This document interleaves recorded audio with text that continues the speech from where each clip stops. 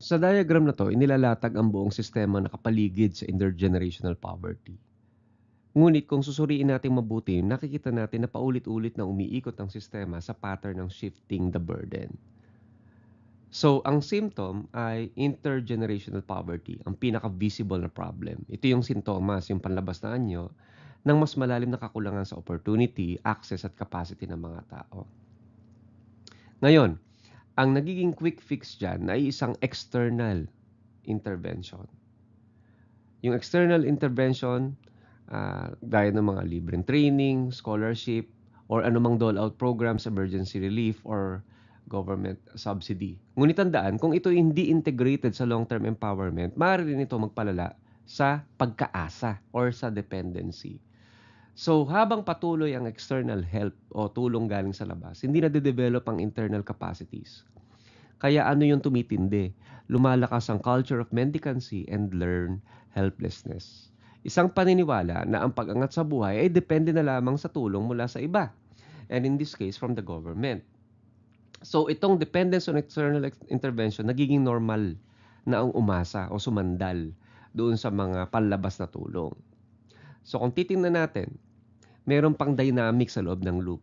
Yung access to quality education at adequate healthcare, nagpapalakas yan sa stable livelihood. Yung stable livelihood, nagbubunga ng income na siya naman muli nagpopondo ng access sa education at kalusugan. Ito ay virtuous reinforcing loop na gustong paandarin ng mga tunay na solusyon. Ngunit, dahil sa external intervention, nagpapalakas ng culture of mendicancy and learned helplessness. So nagtutulak ito sa dependence on external intervention na nagtutulak ng panibagong external intervention. So habang ginagawa ito, bumababa ang focus sa tunay na investment in human capital development. Tulad ng access to quality education, adequate healthcare, stable livelihood, at saka income. So hindi umaangat ang social mobility dahil dyan. Kaya't hindi rin nababawasan ang intergenerational poverty. So hindi naman natin sinasabing masama ang external intervention. Ngunit kapag ito ang default na sagot, nawawala ang incentive at capacity na kumilos sa sarili. Nawawala ng incentive at capacity para sa mga pangmatagalang solusyon.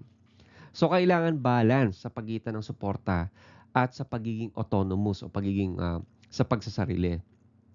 Kaya ang dapat natin tanungin, tinutulungan ba natin tumayo ang tao sa sarili niyang paa o binibigyan lang natin siya ng bangko para makaupo? So ang shifting the burden ay isang systemic archetype or systems archetype na tumutukoy sa paglutas ng problema gamit ang pansamantalang external solution habang napapabayaan ng mas malalim at pangmatagalang tugon. Kapag may lumitaw na symptom or problem, halimbawa kakulangan sa pagkain, edukasyon o kita, agad tayong humingi ng external intervention bilang agarang sagot. Ayuda, foreign aid, grant, for peace, donasyon, pansamantala galing sa labas. Sa unang tingin, effective yan. Nababawasan ng pressure na parang natutugunan yung problema. Ngunit sa kasamaang palad, habang tumatagal, nababaliwala ang tunay na internal solution, yung talagang totoong solusyon na kinakailangan sa loob, mga hakbang na dapat ay galing mismo sa loob ng community or in this case sa loob ng system at lumalalim ang dependence sa panlabas na tulong. Ang internal capability or capability ay hindi na-develop. Kapag nawala ang external intervention, balik tayo sa simula o mas malala pa. So, ibig sabihin, may nakikita tayong dalawang o halos tatlong ah, loops dito. Ang external intervention temporarily eases the symptomic problem. Yung internal intervention weakens over time, nare-reinforce ang need for more external help. So sa ganitong siklo, napipigilan ang tunay na paglago at pagkakaroon ng long-term keyword dito, key phrase ay rather self-reliance. So ito ang shifting the burden, isang systems archetype na tumutukoy sa paglutas ng problema gamit ang panlabas na solusyon, habang napapabayaan ang mas malalim at pangmatagalang tugon. A problem is solved by applying a symptomatic solution. Ibig sabihin, ang problema ay tinatapalan lamang. Halimbawa, kapag lumalaki ang utang ng isang ahensya, ang mabilisang sagot, mangutang pa ulit, hindi ireforma ang sistema ng paggastos. And this solution diverts attention away from more fundamental solutions. Nawawala ang atensyon sa tunay na pinagmumulan ng problema.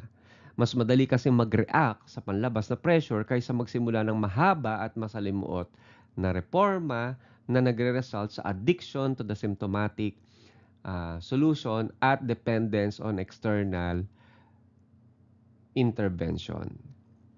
So sa madaling salita, para tayong pasyenteng laging umiinom ng pain reliever imbis na gamutin ang dahilan ng kirot rather. So umaasa lang tayo sa immediate relief at nagkakaroon ng maling paniniwala na kailangang dumepende tayo o sumandal sa external intervention.